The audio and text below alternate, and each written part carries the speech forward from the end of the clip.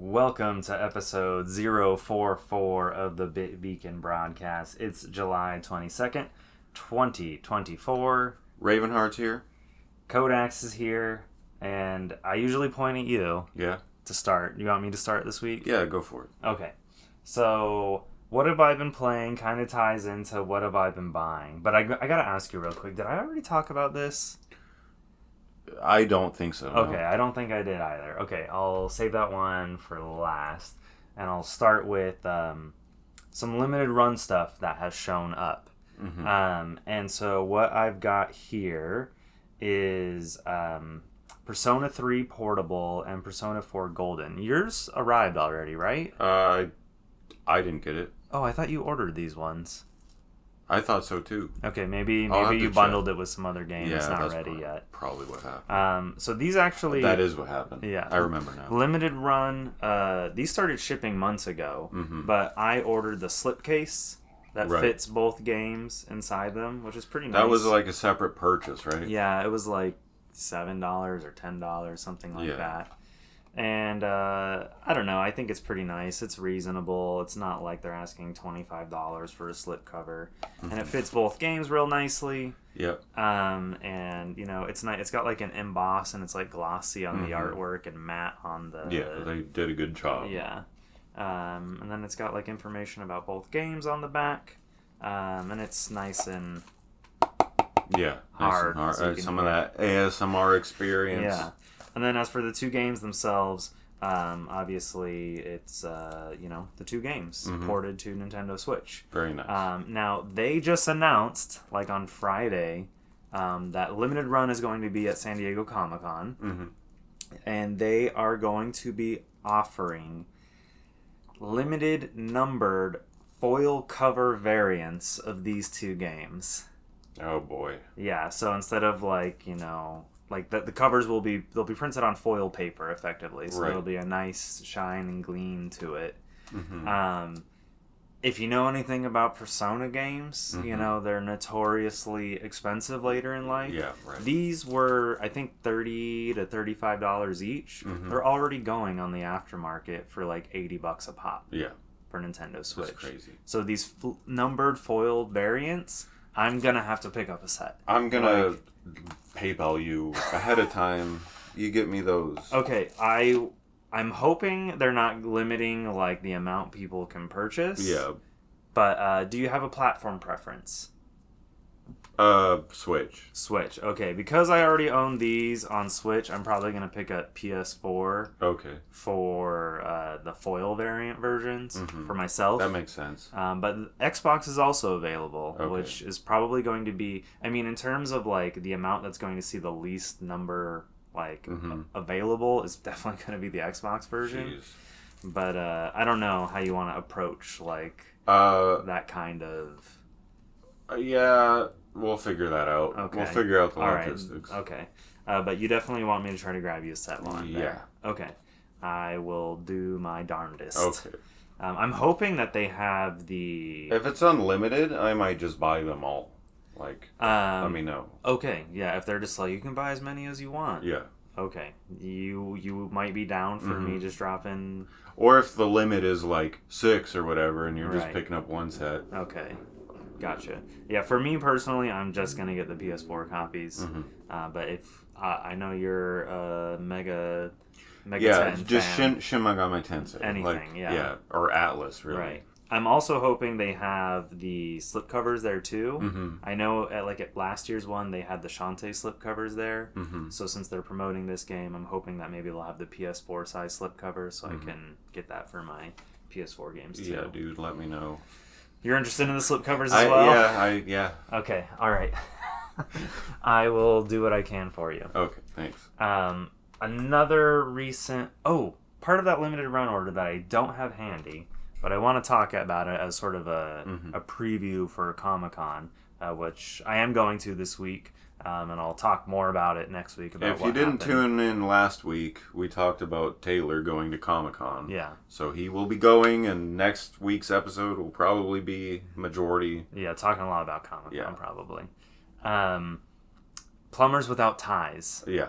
Now, my copy finally arrived, also for Nintendo Switch. Mm-hmm. It's not here because I've packed it up, because the main actress of that game is going to be making an appearance at Limited Run's booth. Okay. So I can't remember her name. I think it's like Jean. No, I'm messing that up. But she's going to be there. Okay. So I definitely want to have that opportunity to get her to sign the game. Is she professionally an actress these days, or is she like doing something else? I don't know what happened after Plumbers Who Don't Wear Ties. Because I think that game was like a college project type thing. Yeah, originally released for the 3DO, right? Yeah, that's right. Yeah, and made famous by Angry Video Game Nerd. Pretty much, no doubt. Yeah. I mean, no one would even know about it. Yeah.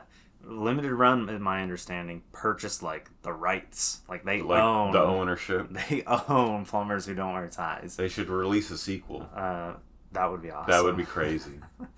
I wouldn't put it past them. They are down to do some like kind of wacky stuff. Yeah. I mean, getting Plumbers Who Don't Wear Ties to begin with is pretty wacky.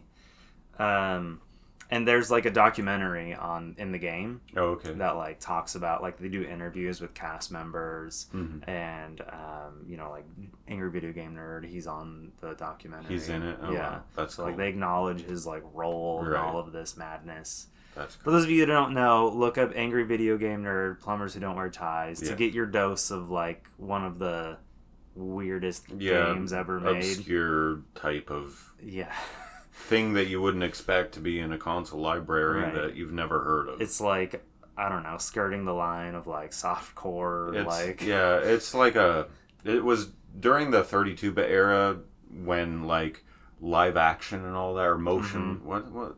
It was basically MVR or whatever it's called. This game is mostly just like still pictures. Real motion video, that's what it was called. Oh, FMV. Yeah, Full FMV. motion video. Yeah, that's it. Yeah. But I don't think there's any FMV in this game. No, it's all like still photos. Images. Yeah. It's crazy. But it's like almost like a visual novel in some ways. But the dialogue doesn't make sense. Yeah. And it's like it was written by someone who wasn't an American. Right. Like, I don't know. Yeah, like it's like it went through Google Translate or something. Full disclosure, Angry Video Game Nerd's video is filled with a lot of vulgar language. Yeah, I mean, you know what you're getting into. Right, for all the kids out there. Right. Ask your parents for permission before watching the video. Right. We should talk about it next week, but he just dropped a new video a few weeks back doing SimCity on SNS. I watched it on your recommendation, Cool. It was pretty good. Good. Yeah.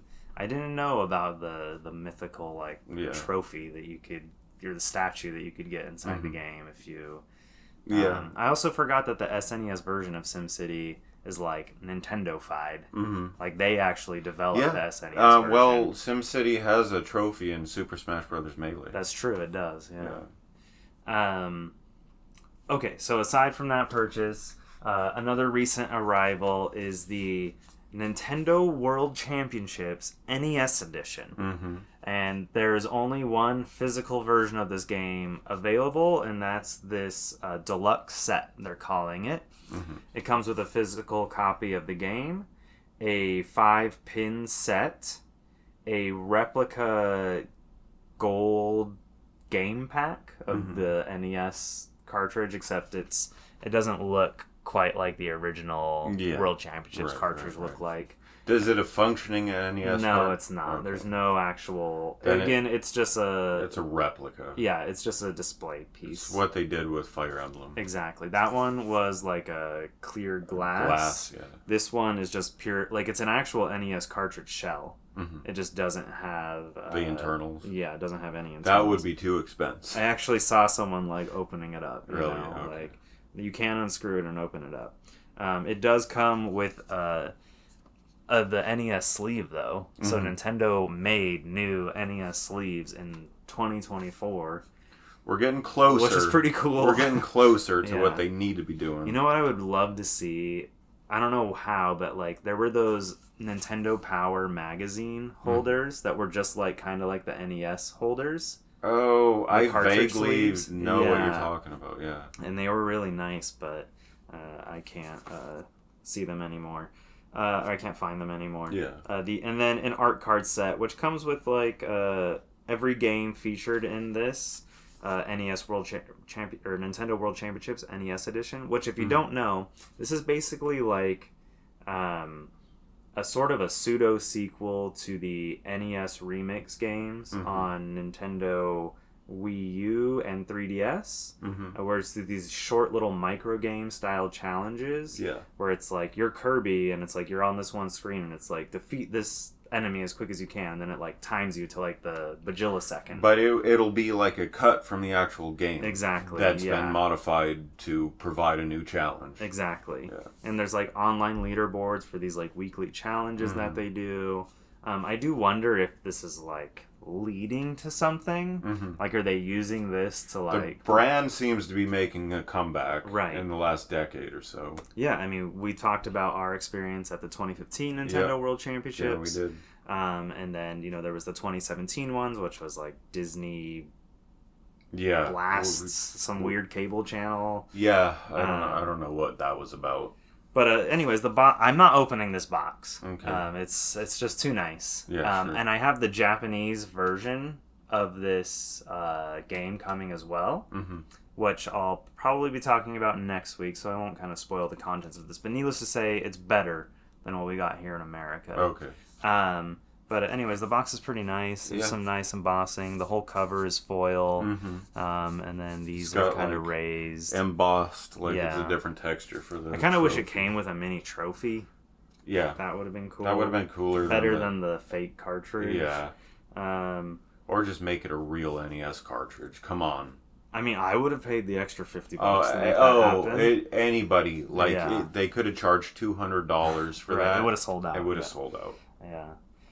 And then lastly... How much was the whole box? Not bad, actually. Only $60. Okay. So the price of a normal game. Yeah, wow. So, and this is the only way to get a physical copy of the game. The game digitally is selling for $40. So for $20 more, you get a lot of extra stuff and, you know, an actual physical copy of the game. Right. I don't know if it's still widely available or not. But yeah, you may be able to find it on Amazon or Best Buy, Target maybe. I got my copy from GameStop. Gotcha. Yeah. Honestly, they'd probably be the ones most likely to still have stock. Okay. And then this release actually came in a while ago, and I just forgot to talk about it. But it leads into what I've been playing. So this is Monster Hunter Stories Collection for PlayStation 4. And for whatever reason, Capcom decided to release the PS4 collection only in Europe.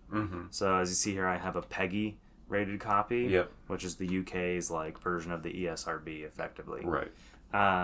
And this collection, while it's cool that this is on PS4, even Japan didn't get a physical PS4 version of this. Wow, really? Only Europe for some reason. Wow. So this makes it kind of like weirdly exclusive. Unfortunately, only the first game is on disc. Okay. The second game is a code in a box. Of course. So I do have a European account that I was able to... Can I see what it looks like inside? Like, how did they set that up? This isn't the right disc because the disc is in my PS4 currently. So where's... Oh, the code is just... it's just on a little... And no manual? No manual. That's pretty rare these days. And on the inside, there's no artwork. It's just all the warnings and stuff. But this was originally a game released, or at least the first Monster Hunter Stories, was for Nintendo 3DS. And so they announced that it was getting ported to Switch and PS4 earlier this year. And then Monster Hunter Stories 2 was previously a Nintendo Switch exclusive as of like 2 years ago. And so it was also ported to PS4 in this package. Yeah. And you can, I believe, buy them separately. I don't think you're forced to buy them both. You mean digitally? Digitally, right. You can buy them separately. Okay. Because, again, the PS4 version is not available physically in North America. Anywhere else, it's just that. Very strange decision-making going on there at Capcom. I wonder why. And here in the U.S., it's only available on Switch digitally. Now, Monster Hunters... physically. Right. Now, Monster Hunter Stories 2 released physically on Nintendo Switch a couple of years ago. Mm-hmm. So for this port of Monster Hunter Stories collection, you're forced to buy both games in the physical copy. But again, only the first game is on the cartridge, and the second game is a code. So it kind of is annoying if you already bought the physical game for Monster Hunter Stories 2. That is annoying. But at least you have Monster Hunter Stories 1 on cart, and you have Monster Hunter Stories 2 on cart. Yeah. You know, like that is possible, right. you know, on Nintendo Switch. Where it is not possible here on PS4. Only the original game is on disc. Right. Now, that being said, this is what I started playing this past weekend. I probably put about 4 hours or so into it. I think you might be interested in this game. Is it a straight port from the 3DS version, or did they do anything to it's definitely, like, up-resed. Like, it looks gorgeous. Okay. You know, and because it's a 3DS game, it runs, like, silk on, you know, the PS5. But I mean, like, the geometry and the models and the assets still... They definitely... did some stuff? Yes, okay. yeah. I don't know if they originally made them, like, in high resolution and downscaled them for... that's usually, like, if you're any kind of smart... Yeah. smart thing to do. Yeah. I don't know anyone, or have ever met anyone that doesn't do that, who's involved in development. But I've been enjoying the game. It's basically... like Monster Hunter's take on like Pokemon, effectively. It kind of gives me the vibe of like Dragon Quest versus Dragon Warrior on like what's it called on Game Boy Color? Okay, you know what I'm talking about? Yeah, those games. So yeah, basically it's a monster taming game.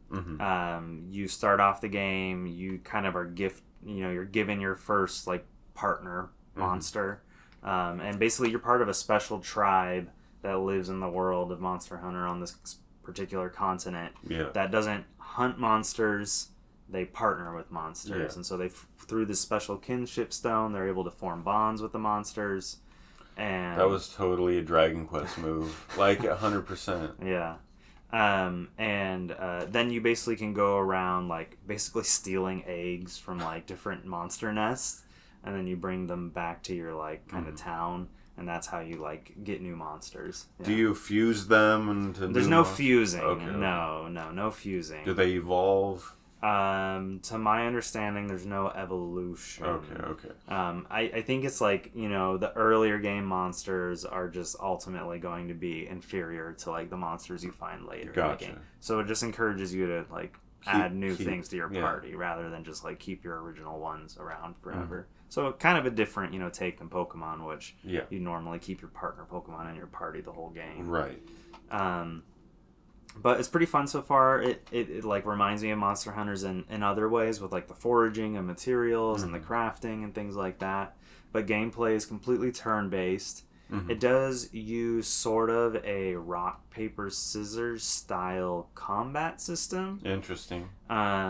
Like, not completely. Not like if you're rock and they're scissors, you always do damage and they don't do any damage. Right, but it's a strength-weakness triangle? It is, yes, completely. That's what you're trying to say. And so you basically have to predict, like, certain monsters that you fight are more likely to use certain attacks more often. So there's basically, like, there's a technical attack, there's a speed attack, and there's an attack. Yeah. And so that's kind of the triangle, and one beats the other, and then another beats the other, you know? Gotcha. And it just kind of forms a nice little infinite circle. And so you're kind of left guessing what the other monster is going to do. Gotcha. Yeah. Okay. But you can, after fighting a monster so much, you can kind of make an informed decision. Well, like, this one typically uses speed attack, so, like, I should probably focus on using, you know, I can't remember what beats speed off the top of my head right now, but, you know, that one. But that's basically what Fire Emblem does with its weapon triangle. It is, yeah. I feel like it's not the best system for a combat system, because I do feel like you can kind of just get gibbed, you know? Oh, this monster normally always does this, but it just used this one 2 turns in a row, you know, and you guessed wrong twice in a row, and you took significantly more damage. Yeah. So, but I'm getting used to it. Is it difficult? Does that make it like the game super difficult? Or I mean, they probably took that into account with the difficulty. So knowing that like it doesn't make it, at least so far where I'm at, it hasn't felt like unbeatable or unwinnable. You know, like Shin Megami Tensei does that, and they don't care that it makes the no. game nigh impossible. Right. This is definitely more approachable than something like Shin Megami Tensei. You might want to take notes in this game, you know, but like you don't need to take notes like you do in a Shin Megami Tensei game, or have to have every monster memorized, you know, or have a guide up, you know, that tells you what is strong against each individual. Shin Megami Tensei doesn't even tell you what's strong against what. You have to like try it out. Right. I mean, like if you pulled up a guide on the internet, you know, you could kind of cheat that way. Right. That's a topic we should have one day. Is using a guide cheating. Let's not break into different. It right now. It's its own thing. But yeah. So anyways, I've been enjoying it. I've heard Monster Hunter Stories 2 greatly improves the combat. So much so that people were saying, when this was first announced that they were porting the first game off of 3DS, that it was going to be hard for people who had played 2 and never played 1 to go back and play 1, because there's just so much better stuff. Yeah. So that's why I wanted to make sure I started with the first one first, so I don't have that awkward like going back in time. Did you play them on 3DS or no? I played the demo on 3DS. I thought I had purchased a copy of the 3DS game, but I never did. I looked through my collection recently. I was kind of disappointed to see I missed that one, because it did get a little expensive. And it was a late 3DS release in North America. But yeah, this had like a whole anime series in Japan tied to it. Oh, geez. They had amiibos for all the like kid characters and the monsters they're on, and you can actually pull the like kid off of each monster and like kind of swap them out like on the amiibos themselves, which is pretty unique for as far as amiibos go. And those amiibos are some of the most expensive amiibos out there, because they only release in Japan. They never release in North America. Right. I have them because I was smart and I bought them immediately when they were like easily available for MSRP, you know. Right. But now they go for like over $100 each. It's crazy. Out of box. I can't imagine what they're worth in the box. Oh wow. Yeah. That's Monster Hunter Stories. So I'm slowly going to be working my way through that. I got a very busy next few weeks. There's a lot going on in my life. Yeah, it's going to take me a while to work through this one. I know I said The Last of Us Part 2 was going to be my next game a while ago. Yeah. And I just kind of... I decided to play something a little more kind of fun and easygoing. You're not beholden to anyone. No, I'm not. Just myself. Yeah. And that's it for what I've been playing. What about you? So I played a bit of Hades this week. Okay. Didn't accomplish anything significant other than... Again, grinding. Mostly grinding the weapons that I don't use. Like the bow. For those like bonus perks that you get, right? From like using them. Right. And then also like trying to get those boss spoils for that weapon. Yeah, that's what I was talking about. Yeah. But also like there's that thing I talked about where it's like a glow on each weapon when you first start the thing. And you don't choose which weapon. But that... If you pick that weapon, it gives you like 20% bonus of the darkness crystals. So I always try to pick that weapon. Okay. There are times when I'm like, I want to get as far as I can, and I pick a weapon I'm good at despite that bonus. But now I'm trying to like get actually good and develop strategies with all the weapons. Okay. So that way you can always take advantage of that bonus, basically. Exactly. And, power up all the... Like, I want to complete the whole weapon tree. Right. Is this game a completionist nightmare? It's a lot. Well, honestly, it's a completionist's dream because, there's so much... depending on how you look at it. Yeah. What I don't like is games that don't take completionism into account or make it impossible to complete the game. Right. Cyberpunk's guilty of this, but it's not anywhere near the worst case. Yeah. I feel like some games, it's just like if you make it open-ended in any way, shape, or form, like that's it. You've just chosen not to be a completionist game, Yeah, but with the like simple choice to put New Game Plus in there, you can fix that immediately. I see what you mean. What I mean? Yeah. Like there are ways to make it possible. Yeah, there is no New Game Plus in Cyberpunk, I don't think. There isn't? I thought there was. I don't remember being prompted, but maybe I was. I don't. I'm gonna pull on back on that statement. Yeah. I'm not sure that I'm right. Okay. Anyways, but there's a million other reasons why Cyberpunk is uncompletionist. Well, they don't allow you to get as many skill points as you would need to max everything out. Right, in a single play. Even if there was a New Game Plus, I don't think they would they'd probably start you fresh on the skill tree. Right. Or just leave you capped out at whatever you were prior. Right, exactly. Yeah. You do get access to more skill points with the DLC. Mm-hmm. Yeah. But there's new skills to get too. Sure. So it's yeah, that doesn't help you. But you get my point. Some games they make you choose this or that, and you can't get both. Right. Or there's just missables. I think in general. Yeah, missables missables are fine. They're not because they are technically. You could still get them. Right. You're just you missed it. Right. You just need to make sure you're on top of those missables.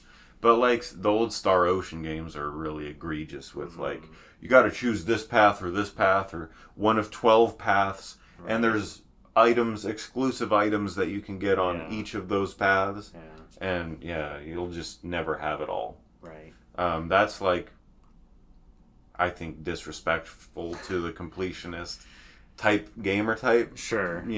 I mean, if I know it going into it, I feel like I can accept it. 100%. Yeah, and still enjoy playing Star Ocean or something, right? Which is a game worthy of being played. Yeah.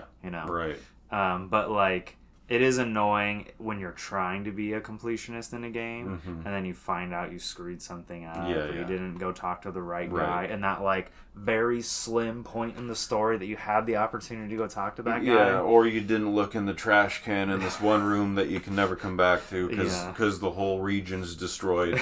It got blown up. Yeah, right. That stuff feels bad. Yeah. Yeah.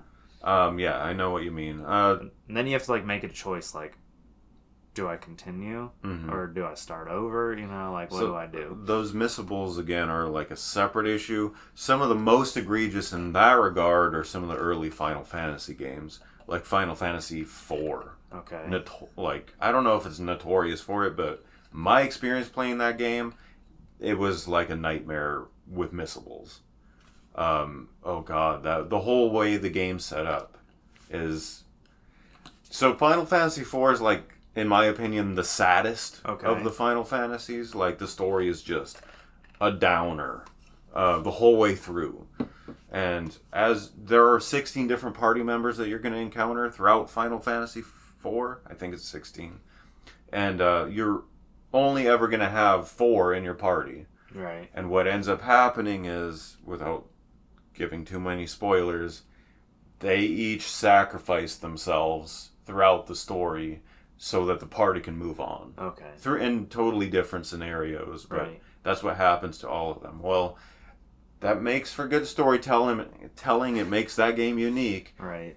But there are also these collectible, I guess, just power-ups that teach a unique move to one party member. If you teach it to them. A lot of those are missable. Right. Yeah, and if you teach it to a party member who's going to die eventually, right, it's gone. It's wasted. Gone. And there's only one in the game of each of these. And so that's rough. That's the worst missables experience I've ever felt. It's still one of my favorite games, but the missables are just Yeah. Anyways, back to Hades. What was it? Oh yeah, that's right. Okay, yeah. So I asked you if the game was a collection or a completionist nightmare. Yeah, I think it's a completionist dream because there's just so much to get. Because it's catered to you catalogs everything. It's doable. Yeah. You put enough time in, you can get it all. Okay. There's nothing that's you're screwed if you sold one of... I was actually worried I was going to be screwed because I sold one of my Titan's Bloods because I really needed this thing from the bazaar. Mm-hmm. And then I'm like, oh boy, those are limited. And they are limited from getting them from bosses, but there are other ways later after you get to the surface.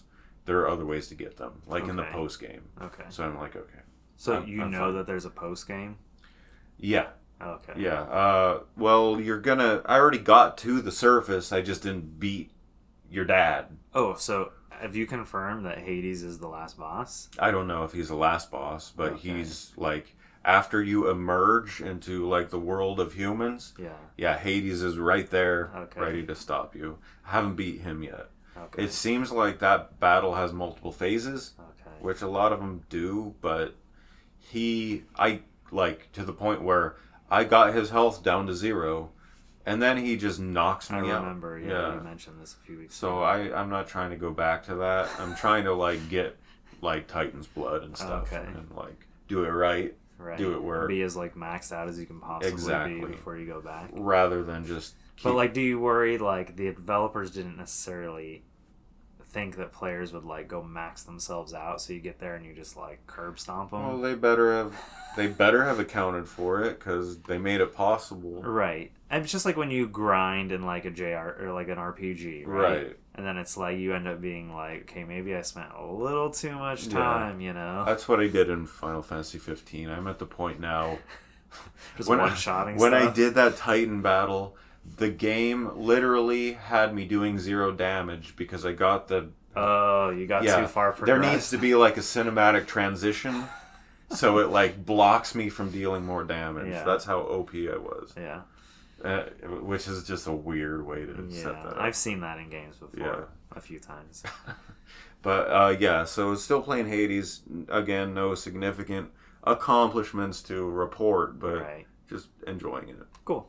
And then a lot of Pokemon Go this week. Oh, okay. I never really slowed down after Go Fest.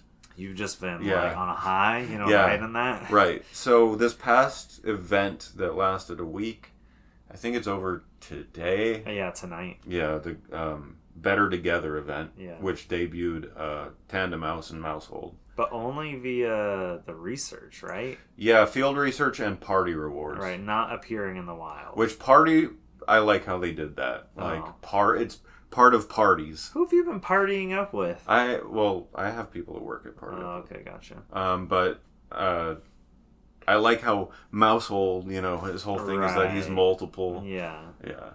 I like that. That's a nice touch. But anyways, I'm convinced that shiny rates were boosted, at least for like regional variants. Oh, I got 2 shiny Alolan Meowth. I got 2 of those, and then 4 Galarian Meowths. Oh, wow. Yeah, and then I got a shiny Alolan Exeggutor. I don't even remember them all. I wasn't even playing. I had my auto catcher when I was going to lunch one day. Yeah. And when I got back to work and I was eating my lunch, I was looking at what I auto caught, and there were 2 shiny Alolan Meowth. Yeah. I was like, wow, yeah, I think you're right. I think the odds must have been greatly increased. I think probably just for regionals, but I did get other shinies. I got a shiny Oricoro. Nice. Yeah, I saw that. Yeah. You put it in the gym, right? Yeah. And then I want Taylor to see this. Yeah. But what was I gonna say? Yeah, the regionals seem to be boosted for sure. I got it like it's too much to be coincidence. Yeah. I got 15 or 16 shinies this week. Whoa. Yeah. Nothing like super crazy, but right, just regular stuff. Yeah. A lot of Gen 1 stuff that I can transfer through Let's Go. So you can get the shiny. Yeah. Get the entry, but also save myself energy for all the, other stuff. Yeah. Yeah, Ultra Beasts and stuff I got. Because you can bring Alolan Meowth through Let's Go. All the Alolans, yeah. Yeah. Yeah. So happy about that. Cool. And then now we're moving into another event on the 25th. Okay. And I think it debuts shiny Togedemaru. Okay. Yeah. Did you do Dynamo Community Day? Yeah, I did. Okay. Yeah, oh yeah, you bet. I got, I think, 5 shinies and then stopped. Yeah, I got. That's what I'm doing now. Yeah, I just played for about an hour and then I'm out. I do the research ticket. Always do that, and I do like the snapshots. Oh yeah, I often forget about the snapshots. Yeah, and then I get my needed amount of shinies and then like 2 extras. Yeah, and then you never know these days. Yeah, they could be giving variant regional evolutions in the future. Yeah. You know, they did it with Cyndaquil. Yeah. And those the other 2 starter Pokemon. Yeah. And we have a new Arceus. Legends game. We have a new Legends games coming. There's no way they're not doing that. Yeah. There's gonna be some new evolutions. Yeah. So catch extra. Yeah, like Primeape just got a new evolution. Yeah. You know. The world got reopened. Yeah. When like Dunsparce and Primeape and all these old Pokemon started, because they haven't done any of that since Gen 4. Mm-hmm. But then now, what was it, Gen 9? We just Gen had? 9, yeah. That just reopened that door again, which had been closed for like a decade. Right. Who knows? Yeah, anything can happen now. Well, Legends Arceus did it with Scyther and You're right. That's technically Stantler. Gen 8. Gen 8, yeah.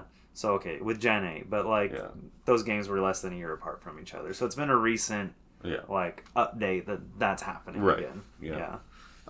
So, yeah, I keep extras now. Yeah. Don't just catch 3. Yeah. So, but don't go, I don't need 19. Yeah. You know? I don't understand people who go, remember when Community Day was 6 hours? Oh, yeah. Wow. I totally forgot. Yeah. I mean, that was nice when, like, you couldn't be there at the start or, like, but, like, the people who would go for 6 hours straight. Yeah, they'd be there for 6 hours. I'm like, dang. I mean, maybe if the bonus is really good, and I know this week has had a 4 times XP catch bonus. Yeah, it's been great. Yeah, so if you've been trying to level up your account level, like, you're getting a lot of XP. And Tynamo's a pretty easy excellent throw. Yeah. It was not hard to get excellence on Tynamo. Right. Anyways, yeah, Pokemon Go. This new event is going to be Steel types. Okay. And it's going to, like I said, debut Shiny Togedemaru. Yeah. Yeah. So, looking forward to that. As far as what I've been buying, nothing, but I do have some stuff from my previous lots. And I just want to fat. Yeah, let's talk about them. Okay, so Max Payne 3 on Xbox 360. All right. Published by Rockstar, developed by oh my goodness, why is it? Oh yeah, the guy, the guy that we saw at the Game Remedy. Awards. Yeah, Remedy. Yeah, Remedy Entertainment. Yes.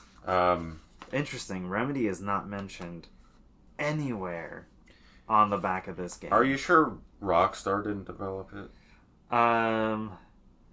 You know what? Maybe Max Payne 3 was 100% Rockstar. Maybe Remedy was just like, yeah, you guys can go do something. Yeah. Because at this time, they were busy working on Alan Wake, I think. Yeah, I think you're right. Yeah. I need to look into that. Okay, so this game, Pocket Racer, and you can see it looks like an Xbox. Okay, so like there's some history here. Okay. You can see like the style of the box is Xbox 360 looking, but it's an Xbox original game. So it came out during that time. So this is Pocket Bike Racer, which is one of 3 Burger King released games on the original Xbox. This was done at a time, and I fully remember when this happened. This was done at a time when Xbox 360 was like in the news, like it was being hyped.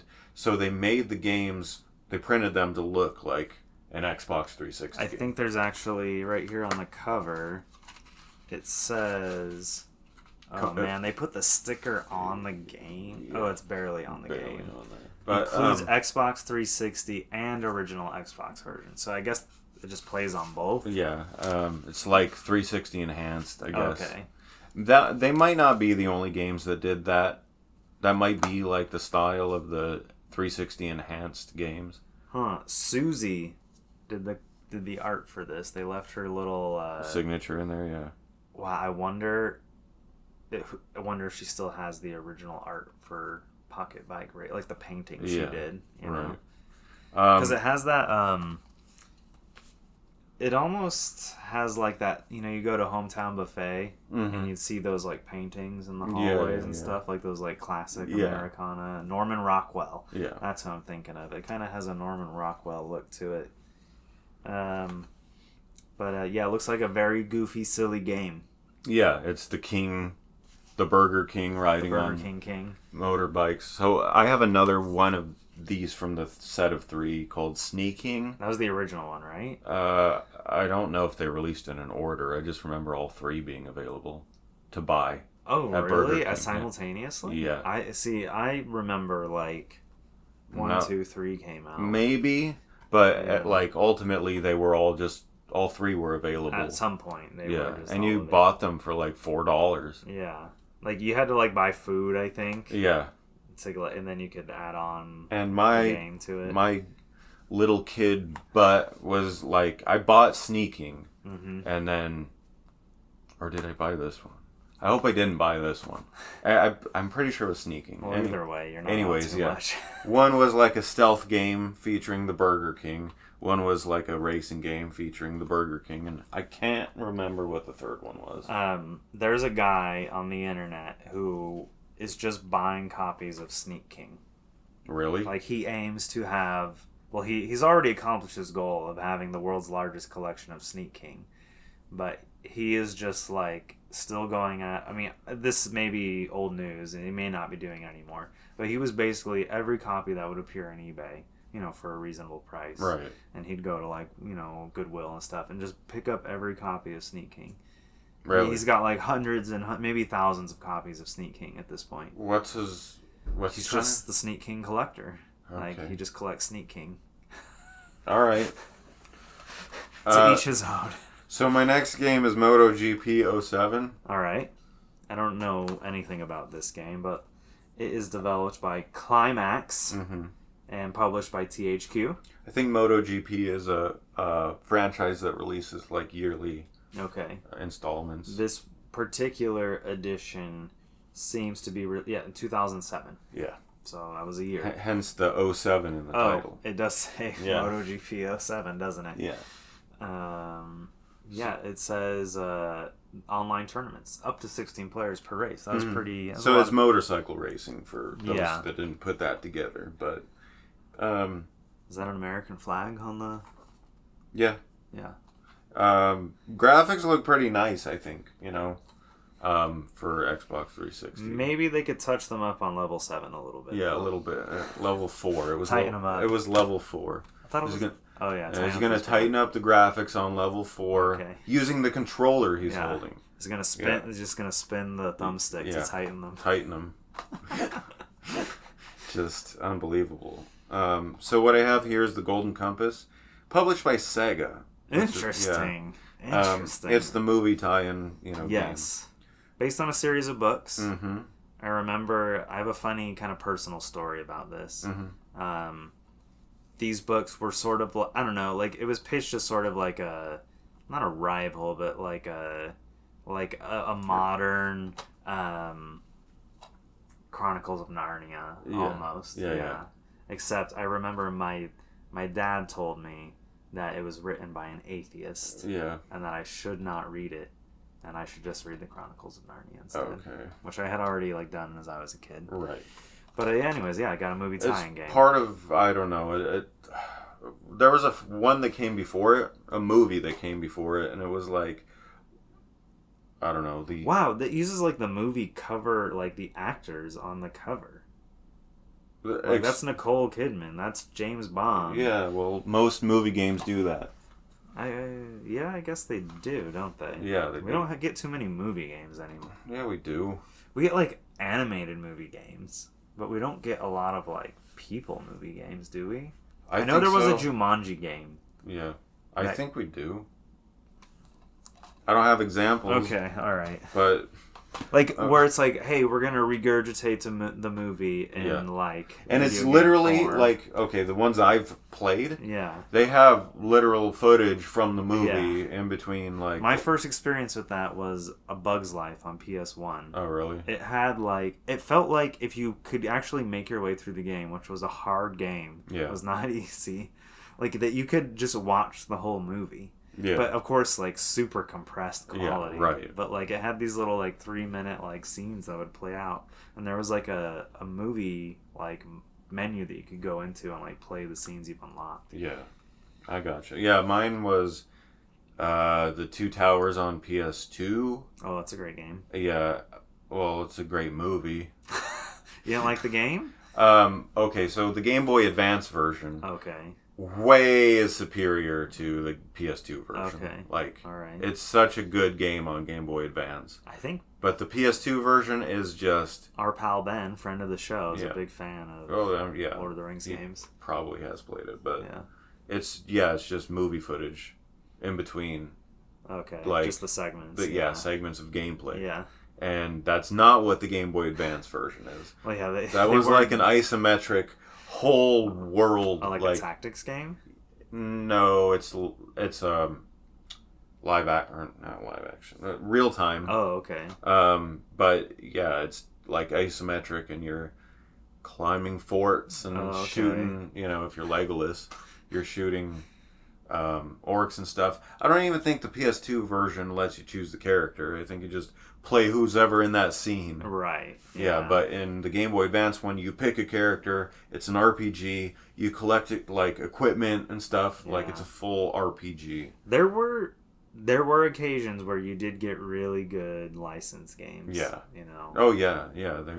And a lot of them were rushed junk. And sometimes some of them, like the handheld version, was amazing. Yeah. Where the console version was what you'd expect from this kind of shovelware at the time. Yeah. But anyways, this game's interesting. It's called Truth or Lies. Someone will get caught. Oh no, it's just called Truth or Lies. That's what's on the tagline is. Yeah. Someone will get caught. And it's a microphone required game. Mm-hmm. Published by THQ. Provoke your friends. Tell it like it is or isn't.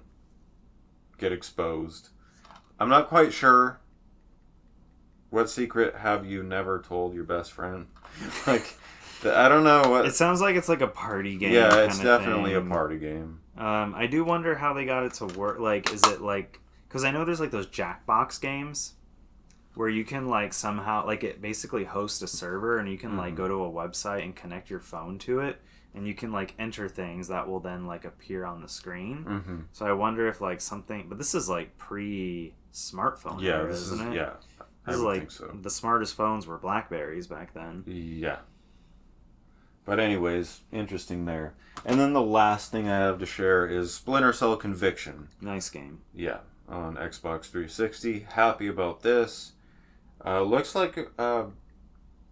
this might be a Best Buy edition, as it has the Best Buy logo right there, advertising a pre-order. This was a time where Ubisoft was doing a retailer exclusive editions. Yep. That came with, various like cosmetic and weapons. Pre-order, this things like that. Has the Best Buy logo. It says pre-order bonus SC3000 assault rifle. Okay, you brought up an interesting point a second ago with Truth or Lies. Oh, and I have the code for it. Oh, the Xbox, the GameCube, the Best Buy exclusive code is still there. Yes. Going back to Truth or Lies for a second, you were reading the title, and there's like a tagline attached to the title there on the front. Right. But then you mentioned that on the spine it just says Truth or Lies, right? So to you, whatever is on the spine is what you go with. I'm 100% in agreement with you. It reminds me specifically of Animal Crossing on the GameCube, which has a little tagline on the bottom that says population growing on the cover. Yeah. And there are people out there who insist on referring to this game as that's the Animal subtitle. Crossing population growing. Right. And I cannot tolerate them. Yeah, it's not on the spine. They think they're smart. Yeah. For doing that. They think they're the clever ones, observant ones for doing that. And no, they're wrong. Like logically speaking. Okay, good. I'm glad we've settled that once and for all. You're wrong, people. There are other games, lots of other games that are examples. Yeah. Okay. Is Metal Gear Solid called Tactical Espionage Action Metal Gear Solid? On the spine? No. Right, yeah. No. So that's just a tagline, right. people. Okay, so we're good on your stack here? Yep. Okay. So that's what I got. So next week, or this week actually, I am going to Comic-Con. Mm-hmm. There's cool stuff happening, but I'm going to save it for next week. Yeah. So I'll just talk about all of it next week. Yep. I've given Rick a little bit of a preview privately, but there's some cool stuff going on. Mm-hmm. I am there for work. Mm-hmm. So I'm in work mode while I'm there. So there's only so much shenanigans I can have free time for. Mm-hmm. I need to be going to, book publishers and their panels and things like that. But there is a few things that I am excited about spending, my personal free time there as well. Right. So hopefully I'm successful with those things and I can talk about them next week here on the podcast. Should be good. We got anything for Seraphim? Yeah, so I have, just as an update, and I'll keep it, quick and stuff, but what I was working on with hammering out, the project folder. Okay. Getting all that sorted out. It's all done except the prefabs folder, and I decided that I'm not touching that folder anytime soon for anything I'm actually working on. Okay. So I'm just going to leave that one alone for now. Okay. There's lots, because I would constantly, pull a prefab into the project folder to What do you mean? Define up. what a prefab is. So it's a stored game object. So if I put together a character, I drag the model in, I apply the texture, I apply the scripts, I apply the colliders, I apply everything, particle systems, motion capture files, animator component, any other components that have to do with that character, sub-objects, put the whole parent-child hierarchy of game objects in place. Okay. I can back that character up as a prefab file.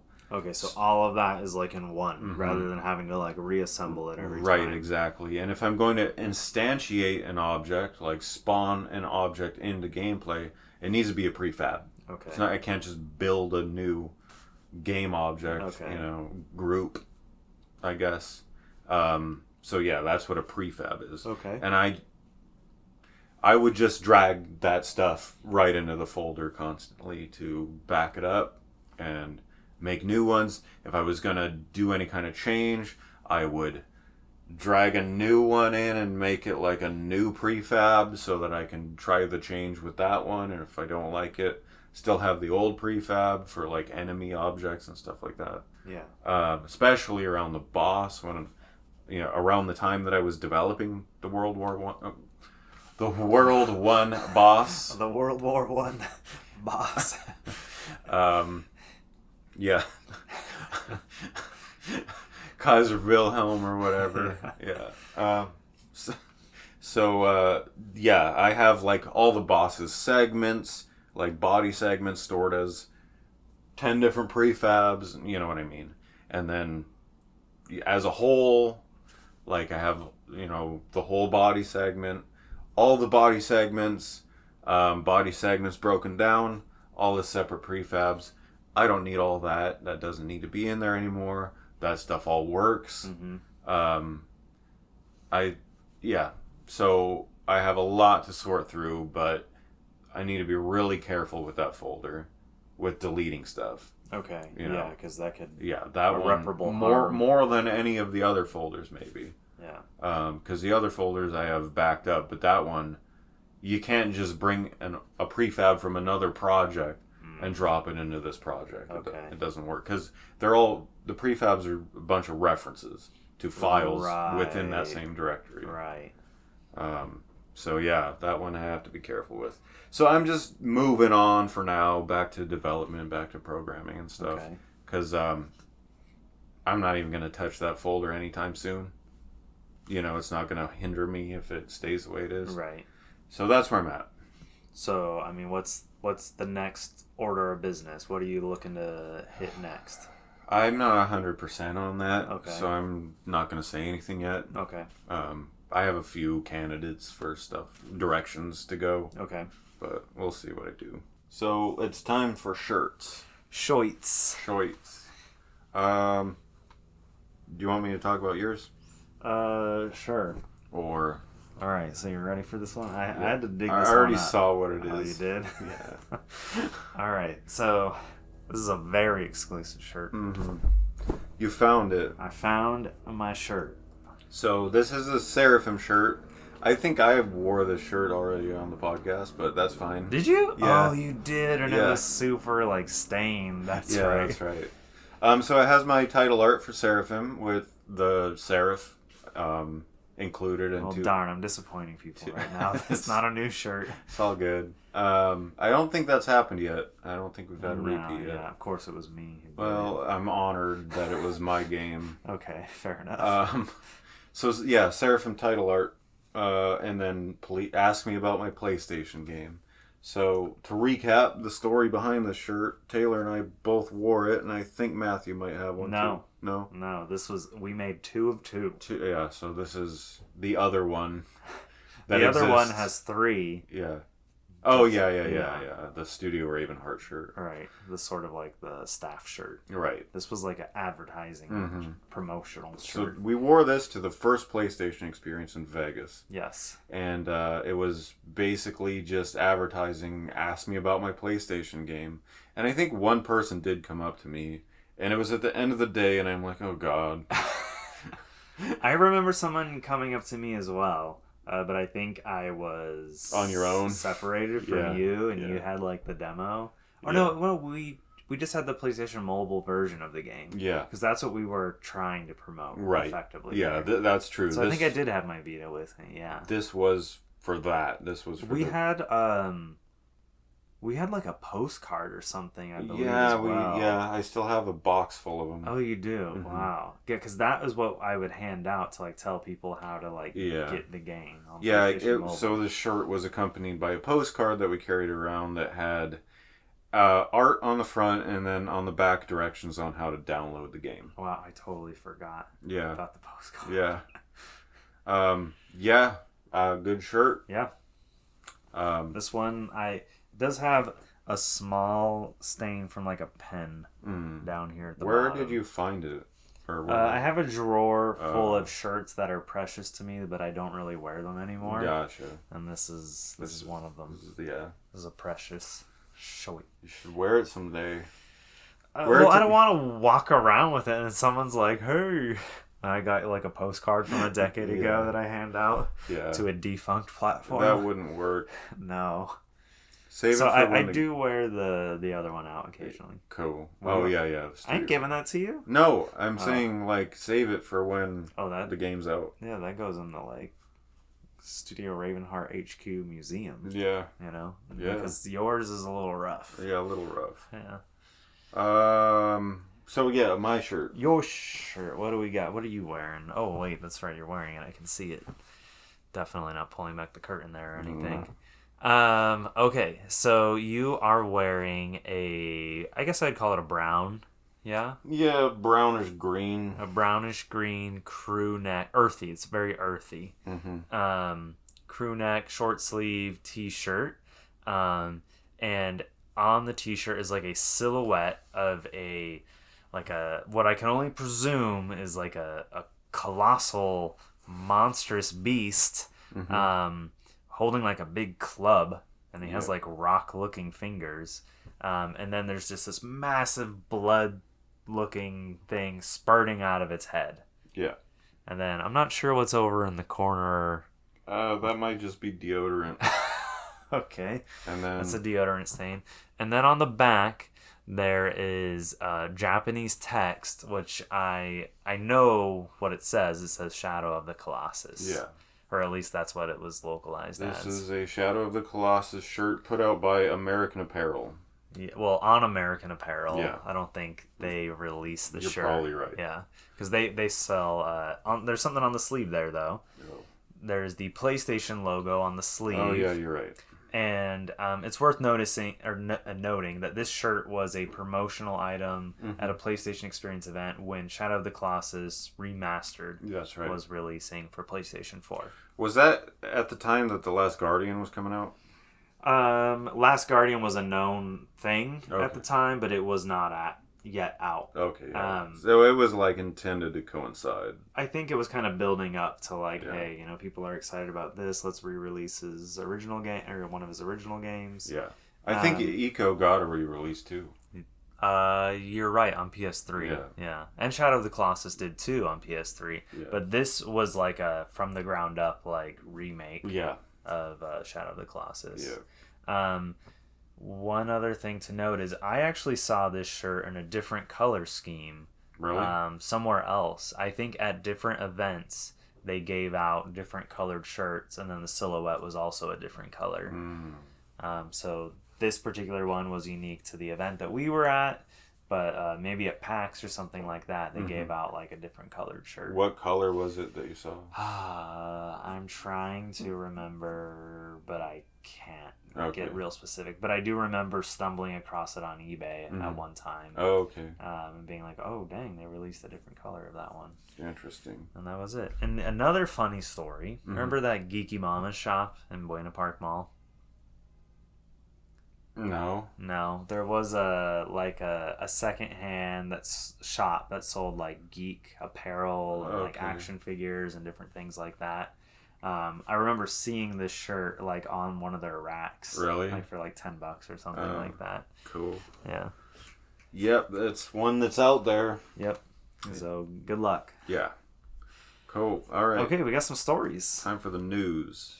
The news. All right, so we're going to start off with a story about Microsoft and Xbox. You remember last week we talked about Microsoft hiking the prices of Xbox, introducing a new tier, getting rid of an old tier, and all that information. Sure right? do. Okay, so the Federal Trade Commission has taken issue with Microsoft's activity this last week. So they are not happy about basically Microsoft hiking the price of the Game Pass service, as well as discontinuing an old service and adding in a new service that's more expensive. Yeah, that does the same thing. Does this? Okay, well let's get there. So the FTC has led the charge against Microsoft's acquisition of Activision Blizzard over the last couple of years, but ultimately they lost in court. Microsoft was allowed to proceed with the purchase and the merger of Activision Blizzard with Microsoft. So in their recent filing to the Ninth Circuit of the Court of Appeals, the FTC has notified the court of these upcoming changes to Game Pass and calls out their post-merger activity. And I've got some quotes from that filing. So Microsoft's price increases and product degradation, combined with Microsoft's reduced investments in output and product quality via employee layoffs, are the hallmarks of a firm exercising market power post-merger. Microsoft promised that the acquisition would benefit consumers by making Call of Duty available on Microsoft's Game Pass on the day it released on the console, with no price increase for the service based on the acquisition. Well, it's nice to see someone's calling them out for their like corporate BS. Yeah, you know. I mean, I feel this is gonna be great because we can make games less expensive or whatever. Right. Whatever. Yeah, whatever they said last year to justify the merger has just like literally the merger happened, and then it didn't take that long before we saw layoffs, price increase, everything they said. That everything would be fine, nothing would change. They just lied out their mouths, like out the other side. And then, their excuse was redundancy. It's redundant to have these people around. Yeah, we don't need all these people that have been making all these games that we just bought. Like, because everyone's just an equal unit. Yeah, you know, and it's not like one team knows their franchise better than another. Yeah, we can just move that game to someone else at any time we feel like. It's unbelievable. It's mind-boggling. These people get paid so much making these decisions. Yeah. And they're that dumb. And it's just like the decisions they're making are just like, you know, they're not just a decision. Yeah. They're like people's livelihoods. Hundreds of people's livelihoods. Just just thrown into chaos. Like, good luck figuring the rest out, everyone. And not only that, but you know, the artistic aptitude across different people vary. Yeah, you're losing not just the people, but like their years of experience, like their like interaction with the product that they've been working on for so long. They have their no expertise. clue. They have no clue that the creator of this franchise can't just be replaced. Right. I mean, they'll try. Yeah. One day, you know. But it's like that doesn't occur to them. Like that this one person is the guy. Get rid of the most expensive people. Yeah. That's typically how this goes. Oh, you've been working here for 15 years, and we just bought your company. Yeah. Okay, well there's this guy who just got out of college who will work for a third the rate that you do, so we don't need you. Yeah. Here's a 3-month severance. Yeah. Have fun. Go start an indie company or something. Right. There's great opportunities for you. So, I mean, I don't know what the FTC's, like, intent behind this. I mean, the merger has happened. Yeah. Like, there's no going back on it. I don't think what's going on right now in this story is related to the merger. I think they're just referencing the merger and that... I mean, it feels like, to me, it's like an I told you so. Yeah. Like, the court is the one that ultimately, allowed the merger to go through. Mm-hmm. And the FTC was the one saying that this is bad. Yeah. For not just the industry, but also for people. Yeah. And the consumers. And both the things they were arguing for... I don't know, maybe depending on your viewpoint, they have or haven't, happened. Mm-hmm. But so, this to me feels like the FTC is basically saying, like, hey, guys, we warned you, and now it happened. Right. But Microsoft didn't take this sitting down. Mm-hmm. A couple days after the FTC filed this notice to the court, Microsoft essentially issued through their lawyer a rebuttal of sorts. So then this came through on July 19th. So Microsoft's legal team is now arguing that the FTC's claims are misleading and a continuation of the agency's attempts to reinvent its case on appeal. Basically saying, like, I don't know, maybe they're accusing the FTC of thinking that they can somehow, like, undo this. You know? Right. So Microsoft says it's wrong to call its new Game Pass standard tier a degraded version of the most basic, now discontinued version of Game Pass for console. So let's real quick define these again, if we don't remember last week. So Game Pass for console was essentially the equivalent of the basic version of like PlayStation Plus. Mm-hmm. That just gets you online play as well as access to a handful of games. Right. So that version got discontinued, and at least that's what Microsoft's saying here. And Game Pass Standard, the new version of Game Pass, is now offering not just online play, but for a few dollars more, you get access to Game Pass titles, just not the day one titles. Right. But at the same time that this happened, Game Pass Standard, without the day one titles, is at the same price that Game Pass Ultimate was a year ago. Right. So the FTC's argument is that, like, you're not offering Call of Duty like you said you would to these people. Right. You're only offering it to the people who are enrolled in your most expensive platform. Right. And now Game Pass Standard didn't exist a year ago when you merged. Yeah, they're trying to, it's like Microsoft's trying to obfuscate the fact that they are offering a smaller package for more money, but they're doing it by making a different package, like disassembling one package and then offering a different package that has parts of it, and then other parts are in a different, but not the part that you really want, because that part is in the more expensive package. You know. Yeah, it's like the FTC is accusing Microsoft of basically trying to, like, this is what you're doing. You're just obfuscating it. Microsoft also claims that it's normal for businesses to change service offerings, and that it has not done anything to harm consumer options by continuing to make Call of Duty available on all platforms. At no point in their argument did they mention anything about all the layoffs that the FTC just mentioned. They just glossed over that and addressed the Game Pass stuff. Right. And it's not going to get past me, the subtle hand wave dismissal of their old product. Yeah. And this is something that I see with these companies.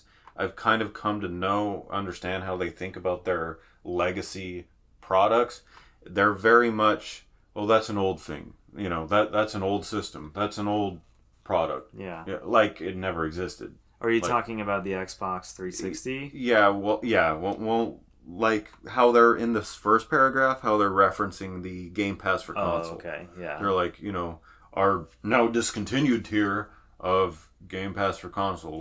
Like I don't even understand why we're talking about that, because that's an old thing. It offered less than our new thing offered. Yeah, but it now costs more money than it did to just have that thing. You know, like there were some people who just wanted online play. Yeah. They didn't want to pay $5 more for all this rotating stuff list you're of games shoving down their throat.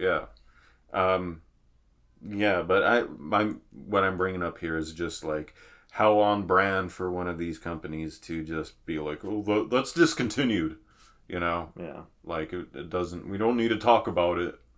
Like they want history to go away so that they can get away with doing whatever they're gonna do. I mean, it's refreshing to see the FTC calling them out. It is. You know, I feel like over the last 20, 30 years, the FTC has just like hand waved every major merger and acquisition through without like any hesitation. So I'm actually kind of surprised and impressed to see any government agency responding this quickly to something that happened. That happened a week ago. Yeah, happened a week ago.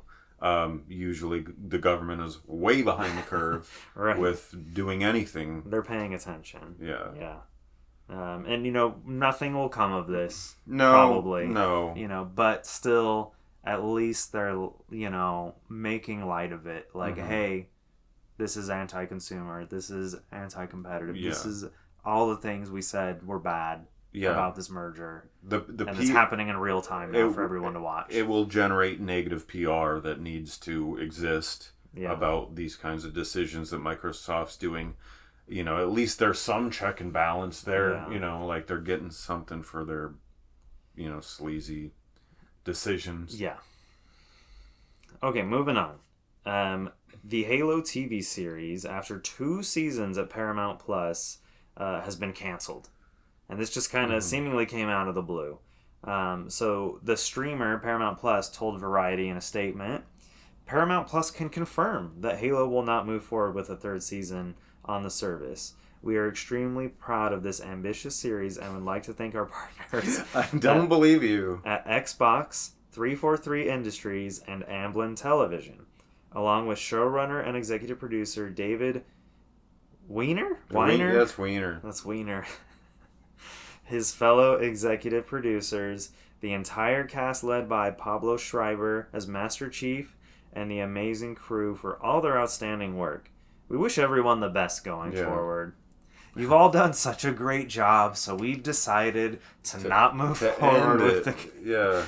Yeah, this is like one of those like layoff stories almost. Yeah, exactly. I mean, that's basically what this is. All these people are losing their job. Yeah. Now, I mean, 343 Industries, the shepherds of the Halo series. So Bungie, the creators of Halo, some years ago went independent, left Microsoft, bought their independence from them, and essentially part of the deal was Microsoft gets to keep the Halo series, and Bungie is going to go start its own new thing. And that became Destiny, and there's a whole history with Activision and leaving Activision and then joining Sony that goes along with all that. But when Bungie left Microsoft, Microsoft formed a new division studio called 343 Industries, and a lot of Bungie people, some Bungie people stayed. Some Bungie people left to go with Bungie. But basically, 343 would become the shepherds of the Halo series going forward. And they have had not a whole lot of success. Halo's been kind of in a funk the last decade or so, I'd say. But they had a statement to make because, you know, they are effectively responsible for the Halo series, all the expanded universe, all the lore, all the projects, you know, including the TV shows. So they said, we deeply appreciate the millions of fans who propelled the Halo series to be a global success, and we remain committed to broadening the Halo universe in different ways in the future. We are grateful to Amblin and Paramount for their partnership in bringing our expansive sci-fi universe to viewers around the world. Now, there have been a lot of successes in the video game, TV show kind of category in recent years. We have The Witcher. Yep. That's been big for Netflix, although they did lose their star actor and they just like recasted him middle of the show. Right. Which is kind of a weird. I don't know how successful they'll be. I don't know how it's doing now, but when it first launched, it was doing big. Good. Yeah. Then you have The Last of Us, which was a huge hit for HBO Go or whatever the heck their streaming service is called. Oh, I think it's on HBO proper as well. Yeah. And then very recently, the Fallout TV series. And for whatever reason, like a lot of buzz about those shows. But, like, I don't know. I never heard, like, a lot of people really Wasn't Twisted Metal getting something? Twisted Metal did get a series. I believe also on Peacock. Oh, right. Peacock. And that show actually seemingly did pretty well. And a second season is in production right now. Gotcha. So, yeah, there have been a lot of, like, video games making that transition. I think they finally realized that, like, a TV show is the way to do it. Yeah. Not a movie. Like, you just can't. Well, I think the game franchise will differ, you know. Sure, yeah. Are there ways to make movies of game franchises? 100%. Right. But for some of these stories, I think they are better told through a show over a 6, 8, 12 episode series. Yeah. Opposed to a 2-hour movie. Right, and video games have had anime since the dawn of it. Yeah. So and those work. Yep. So a show isn't like formatted that differently. No, it's not. But this statement from 343 Industries to me just strikes me as like this is what they're allowed to say. Yeah. Yeah, I'm sure that's not how they feel. Apparently, sources tell Variety that Amblin 343 and Xbox are trying to find a new partner to host a third season of the show. Okay. I mean, I'm sure if they want to. If they're gonna go out, they probably were not expecting to be canceled for season 2, so there probably wasn't like a really like nice ending for the show, for season 2. So they probably, if they can get one more season, maybe they can finish telling whatever story they want to tell. My understanding is that the show is quite a departure in a lot of ways from the games themselves. Right. So not super faithful, doing things differently. I think Master Chief has the helmet off a lot. That kind of thing. Maybe that's a reason why the show's not doing too well with people. One thing... Go ahead. No, that's just horrible, blasphemous, like, to the source material. I can't imagine if, like, I don't know, a good example... Samus has had her helmet off in the game, so that's not a periodically, good example. But if she's in the suit the majority of the time. Imagine if Doom guy took his helmet off. Yeah, like, hey, let's get a coffee, guys. Yeah, right. Something interesting. The Fallout TV show did something different than, like, say, The Last of Us did, and like what Halo did, which was like try to retell stories that have been already told through games. The Fallout show decided to explore a time period in the game universe that hadn't been explored yet, as well as a setting being Los Angeles, and tell a story set in the game world that doesn't retell something that happened in a game, and also like adds new things to like the overall lore. That way they don't screw anything up from the games. Yeah. They're not messing any of that up, and like they can add to the game's overall, which can then be referenced in like future games. In the game, yeah, and perfect. Good on them for sitting down and being like, okay, continuity. Let's have a meeting about this. Yeah, because they have explicitly stated that like it is canon to the games. Yeah, like it falls in with that's everything. That's so respectable today in an age where we have alternate timelines, and multiverses. Yeah, it's like I can't even believe people buy it. Yeah, with that stuff, but this is how a franchise should work. Right? If it bears the name, it should contribute to that universe. Yeah. Not all these, we've had this discussion before about Pokemon, but like sit down with the production company that's making your show or your anime or whatever they're doing and have a meeting about continuity. Yeah. It's not that hard. Yeah. Like a lot of people they hand wave that stuff. Yeah. Like, most viewers don't care. Right. Maybe that's true. Yeah. But I have not seen the Halo show. I have not seen the Last of Us show. Yeah. But I did recently watch Fallout with my girlfriend. Okay. And we both enjoyed it quite a bit. Cool. I thought it was pretty good. I mean, not like, I don't know, like not like it deserves a million Emmys or anything like that, but Sure. I did find it pretty enjoyable. The acting was pretty great, and like I know it does reference the games and like the iconography and the sort of visual style and the music. You know, like they have those vault suits. There's the Pit Boy. You know, the arm thing. And like all of that's there.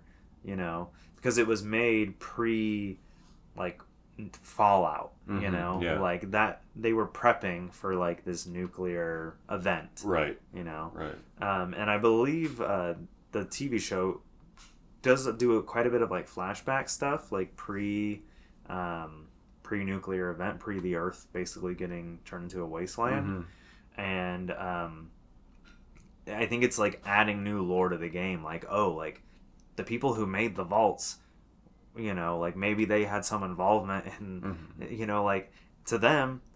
To sell the vaults, you need nuclear war. Yeah, so right. maybe they were involved in that, you know. Like it's kind of getting into some cool like conspiracy territory stuff, you know. And I've never played any of the Fallout games, so maybe that's been addressed in the games. I think I played Fallout 3 a little bit, but not like getting deep in the story. Yeah, there was 3. So the first 2 Fallout games were like old school. Like Western RPG top down, you know, PC games. Right. And then starting with Fallout 3, I think Bethesda took the property over. And then they started going like a first person immersive sim kind of route. Yep. And then Fallout New Vegas, which is I think maybe the most acclaimed Fallout game, was made by Obsidian, not Bethesda. I think around the time 2 Resistance was kind of coming up as a competitor franchise too. Okay. Yeah. Those games are good. I played way more Resistance than I ever did. Yeah, Resistance is developed by Insomniac, people who make Ratchet and Clank and current Spider-Man games. No new Resistance game on the horizon. The only Resistance game I ever played was the one for Vita. Oh, really? Where you're like a firefighter from like New York City when the whole thing occurred, when it all goes to heck. I played Resistance: Fall of Man. Okay, that's the original, I believe. I think so. Yeah. And I think they made 3 Resistance games for PS3. You might be right. Yeah. But it's crazy that they used to get 3 like AAA games in a series made on a single console generation, and now we're lucky if we get 1 game in a series made per generation. It depends to what publisher we're talking about. Yeah, I mean this was Sony and Insomniac. Right. But Microsoft taking another L here with the cancellation. Yeah, I mean they're trying to make it work. You know I don't know if they'll find any people biting on this one. You know, surely they're going to have to provide numbers. Right. And if numbers aren't good, then it's over. I mean, based on what you just told me, just that one detail alone, I'm kind of like, Master Chief takes his helmet off wet. Like that. No, who? Yeah, I think it's a problem for the actors. Yeah. Because they're playing the main character. Yeah, and you don't get to see their face. Never get, and like this is like them selling themselves for like future roles. You know. The same problem. I understand that argument, but sucks. That's not an argument for excuse. You know. Yeah. The same thing was reportedly happening on that Mandalorian Star Wars TV show, where the main actor was like, apparently, this is all like rumor, none of this is confirmed, where he was like kind of getting fed up with, like the first 2 seasons, he never took the mask off. It wasn't until the 3rd season where he was like briefly seen, or maybe it was like late in the 2nd season, like he briefly took it off, like, and I don't know if that was done to like appease him. And they ended up tying that into the story in an interesting way, which I thought was like, okay, because apparently the Mandalorian people are not supposed to ever take their helmet off, like in the sight of like anyone else, Right. And so they ended up tying that into the story where he was basically like thrown out of his like pupil. They wanted nothing to do with him once he admitted that. Right. That's a little different because you're not beholden to a tradition of source material so much. I mean, Disney Star Wars has long gone through that threshold of like the just traditions have throwing been everything out. Yeah. So it doesn't really matter as much. what they do there, but yeah. So yeah, Halo canceled. You know, and this project, it was announced originally back during when the Xbox One was getting announced. There was a press conference where like Steven Spielberg came out and announced that they were, you know, through Amblin, his production company, they would be developing a Halo series. He was apparently a really big Halo fan. And it just, the movie, sorry, it was a movie originally, and it just never materialized. And they finally get this show out. Yeah. You get 2 seasons, and keep in mind, seasons these days are like 6 to 10 episodes now, you know. Yeah. Long gone are the days of like 20, 30 episodes in a series. I mean, it's probably because of production cost. The cost, yeah. They've just grown to astronomical amounts. It's like movie budgets now. Yeah. Honestly, I prefer it that way. Just because, like, I just don't have time to watch 40 episodes of anything, you know, let alone, you know, 10 seasons of 40 episodes. Right. I think animations still hit those numbers. Like they can't. Oh, yeah. They hit astronomical numbers in the hundreds, maybe even thousands, some of them, especially some anime. Yeah, the episodes. Yeah, it's sad. I mean, it's sad. I don't want to see it, you know, deleted. But and that's the other thing, is streaming only. Yeah. I don't believe there's like a physical copy of this. Yeah. How long is Paramount going to host it for? Right. You know? Right. Yeah, tax write-off, perfect. That's a much bigger problem than just this one show. Yeah. I feel like a lot of the shows we mentioned just a minute ago don't have physical releases, and probably Fallout does not. Yeah, probably will not. The Last of Us did get a physical release. Okay. Amazon is hit and miss about releasing their stuff physically. I feel like they're generally pretty good about it, though. I think there is a good chance that Fallout will get a physical release at some point. Do you know about Twisted Metal?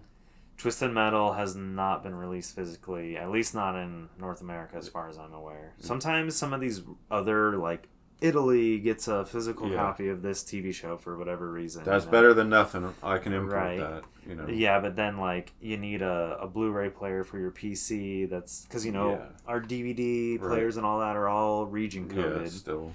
Yeah. The PS5 can switch, but you're limited how many times you can do really? That. Yeah. Specifically for like a Blu-ray DVD reading? Yeah, switching, regions for your... Because I know like games don't matter. Right. Games are region free. Yeah, that's true. But yeah, the region for your DVD or your disc reader for that stuff, you can switch regions up to 3 times for the life of the console. That's crazy. Yeah. Why not just whenever we want? Right. Like, who is it really hurting? Yeah. You know, no one. Right. Like, if anything, it would prompt people to buy more stuff. Yeah. Right. Like, you would be buying movies and things from different regions. Like, why? I don't even know why it started. Like, I mean, originally, I'm sure it tied into like copy protection. You know what? It probably tied into laws. Like legislation about certain things being banned in certain regions and that. You're kind of probably thing. right. Yeah. But I mean, like it's a different world than 1997. Let mainland China have their region coded DVD players. The rest of us, yeah, come on. Okay, we got one more story. And this is about Comscore. So Comscore is like a research company that conducts surveys with consumers to find out about their habits and different things, and then they sell this data to whoever wants to pay for it. Generally companies that need it for marketing purposes, that kind of thing. Yeah. So each year they put out a state of gaming report, and in their 2024 report, which is now available for the low price of either $3,500 or $11,500. I guess maybe depending on what your company that might use this data. So this is their fee for you to have access to the report? Yeah, to the full report, all the data, all the writing, all the analysis, all of that kind of information. Right, gotcha. That's how much they charge to get access to this report. Yeah, that makes sense. I expect Oh, that. yeah. I mean, no doubt it's worth that money. Yeah. And it's interesting that they have 2 price points, maybe depending on the size of your company. Yeah, what that you can is afford interesting. to pay, Because I'm sure for a massive company, $11,500 is nothing, Yeah. and they're like, okay, yeah, obviously that's what we're going to pay. Right. But thankfully, gamesindustry.biz got their hands on this information, And they've shared some of these insights with us, the general public, and which we're now going to, share with you here on the Big Beacon Podcast. Bringing you premium information. So specifically, I want to talk about some of these kind of data points that deal with percentages. What does this data say? So it says that 82% of gamers have made purchases in free-to-play games in the last year. All right, let's talk about that. Yeah, that's like... I know it sounds crazy, but like when you think about games like Pokemon Go, which are played by millions of people... I'm definitely in that 82%. Oh, me too. Yeah, 100%. Like... I don't spend on Pokemon Go anymore, but I definitely do on like Genshin Impact and Honkai Star Rail. Right, and I think even if the game is not free to play, it's expected that you're gonna still spend money. So few, especially big games, don't have microtransactions. Right. Sometimes, like, if it's like just a 100% story focused game, there might not be any microtransactions, but even then, like, Ubisoft is notorious for shoving microtransactions in those kinds of games that just have no reason to have them. All the Star Wars Battlefront stuff from the past, like, with all of its loot the EA boxes. ones. Yeah. Those are premium games that had microtransactions. Yes, literally they had loot boxes with them. And that was a big controversy back in 2014, 2015, I don't think... Loot boxes may have gone away, but I don't think microtransactions in premium games have gone away completely. No, I think... And even loot boxes are still maybe out there in some kind of form, Sure. But generally, at least the transactions have gotten more transparent. Yeah. Like, you know what you're getting. Right. Outside of gacha games, where what you're buying is a currency. Right. So you know you're getting the currency. Yeah. But you don't know what characters or things you're going to get with You're using that the currency to buy loot boxes, basically. Effectively, yeah. And, so it's like sort of a way to get around the whole loot box controversy. And the whole pass to doing that is having a free-to-play game. That seems to really be what's accepted. Yeah. If you have a premium game that you've paid full price for, you can't have loot boxes. No. You're just going to upset people. Yeah, you're going to get talked about. But if it's a free game that has ways to earn the premium currency in-game, then it's sort of like okay, we'll let that one slide, you know? Now, there are still people who don't like that. Yeah. And myself included, even though I play those kinds of games. Right. Or some of those games. I don't play like hundreds of them. Right. But I think you can have stuff to purchase. Like, if the free-to-play game let you just buy characters... Outright. That would at least be... Yeah. No, that would be better. Yeah. Like, if like a new character comes out and it was like, this character costs 20,000 currency. Yeah. Right. Which, I don't know, maybe... It's hard because sometimes in these gacha games you get lucky and the character shows up long before like the guarantee point, Yeah, right. So sometimes you get lucky and you get the character after like one pull, spin, or one spin of the wheel or whatever you want to call it, and you get it barely spending any premium currency. Yeah, right. But then other times you got to spend like the absolute maximum just to secure it once because it's all some predetermined RNG seed from... when you first started your account, basically. Right. And at least gacha games are getting better with having guarantees and stuff like that. There is sort of like an eventual guarantee. Right. Early gacha games? No. Some of them had no guarantees. Like Fire Emblem Heroes didn't. Yeah. And that, I put so much money in that. But yeah, I mean... This is, I think of all the numbers we're going to look at today, this one is the one that makes the most sense to me. Yeah. This is what I would guess. And this is evidence right here that the fight against microtransactions, that battle is over. It's lost. Yeah. People pushed back initially, but, Yeah, they're just going to keep moving forward and ignore you. We bought into it. Yeah. Yeah. So, they're not going anywhere. That number's only ever going to go up. Yeah. So the next number we have, and this is like a number, we hear about this statistic a lot in different ways. So this number says that 62% of adults engage in gaming of some form. Right. Whether that be on a console, PC, mobile. This number's probably inflated due to mobile. If it's including mobile, yeah. It is, yeah. Yeah, okay, yeah, then, yeah. Yeah. Because I mean when you think of a traditional game, you're not normally thinking of some of the things that are included in these things. Mm-hmm. Like, I know for a fact my mom plays like some, mobile games on her phone, some like farming game, you know? Right. And like on one hand, I'm like so proud. Yeah, right. On the other hand, she's conflating the statistics. Right. She's messing my numbers up. Right. Another thing is browser games. And people don't talk about that. They usually use mobile games as their example. Remember Facebook used to be like a mega browser game, like platform. It was a platform. Yeah, and now I don't think there are games on Facebook that way anymore. Yeah. I think all of that got wiped out, especially with the advent of like Flash, like dying and all of that. Yeah. Which is a sad day. Yeah. Newgrounds is I don't know how much you know, but I remember visiting Newgrounds. So now what they do is they have a launcher that you download. Oh, okay. And it has it has whatever Flash support built into it. Right. Okay. Yeah. And so, I mean, that's a pretty high number. And keep in mind, these numbers are just U.S., United States only. This is not a worldwide representative. That's good to, yeah, that's important define, to know. Yeah, define all that. So 62%, so that means, every other person you meet plays some kind of game. Mm-hmm. Yeah, I mean, even a little more than that, Yeah, 62%. That's the majority of people. Yeah. And that means that 82% of those 62% of people are engaging in microtransactions. Spending money in that kind of way.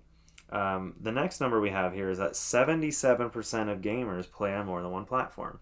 Mm-hmm. So that's people like you and me. We play games on mobile. We play games on our PlayStation or Switch or whatever. Yep. And then it says 1/3 of that 77% play on at least 3 platforms. So that also includes people like you and me. Yeah. I think most people probably are just on 1 to 2. Yeah. Oh, yeah. I think we're the exception. I mean, because 1/3 of 77% of gamers, I mean, that number is like shrinking, Right. Well, if you play any PC games and you have mobile games and you have one console, that's 3. Yeah. So I think that number is still pretty high. It's easy to do. Yeah. But like I know, for example, like Ben, he's got his but he has multiple consoles, so he definitely counts as more than 3. But like, I don't know, like definitely my mom, she's just on mobile. Sure. I wonder if there's anybody that only plays their Game Boy. There must be some nut probably, but like some super fan. Yeah. I know like because I'm kind of invested in this information. Like the Game Gear community, which is very small. Yeah. Exists on like one website. Yeah. And all the homebrew activity is like. They're the authority, basically, right. And Virtual Boy has one of those, too. Someone in that, like, group would be that person. Yeah. But for Game Boy. Which is, I'm sure, a much bigger community. It is. It's, obviously not, like, super mainstream the way. Still niche, for sure. Yeah, but, Game Gear is even taken to another level. Yeah. Like, today we see like retro like releases of like homebrew games, and like that are getting like as official as they possibly can be at this point in time, right? Where they're having like mass manufacturing and released retail by sales, like homebrew games released by a bona fide I'm gonna call limited run AAA at this point, right? But publisher. Like a real publisher, because they publish for modern day consoles too. Yeah, and we also see that with like Genesis, SNES, NES, but I have not seen anything for Game Gear. No, I haven't. I'd be very curious to like jump on something like that if someone puts that together. Well, I would. Oh yeah, I'll let you know the moment I see some homebrew like game release coming. I'll let you know. Now that doesn't mean there's not development happening. Oh yeah, there is. Yeah, but it stays within these forums. Yeah, and it usually just gets